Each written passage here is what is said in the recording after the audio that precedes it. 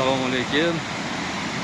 YouTube'da bizni kuzatib turgan do'stlarimiz, yangi navlar kuzatuvchilari, bugun sizlarga dam olishdan ozgina reportaj. O'rtoqlarimiz bilan Shohmardonga keldik.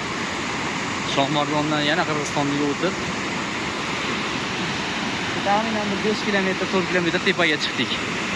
Shunaqa manzara. Sizlarga ham ilindim, videoga olyapman. Agar kimga qiziq bo'lsa, lokatsiyalarni aytamiz, kelaverasiz. Juda chiroyli. O'zi Shohmardonda qolib, dam olmasdan shu yoqqa kelaverish kerak ekan. Xarajat qilib, ash pikaplar 60 ming so'mdan mana shu yerga javob kelib qo'ydi. Bu tomonda o yerda mana gastitsasi bor ekan, pasti stalovoy. O'sh ko'rganlaring gastitsi. Pasti stalovoy. Qishda keladigan joy ekan menga. Aslida shunaqa tuyulib ketyapti. Qishda vaqti ertaga o'zgacha. Mana biz bolalar. Juda zo'r, havo mazza, salqin. Mana do'stlar. Sog' bo'linglar. Yangi navlar kuzatishda davom etinglar.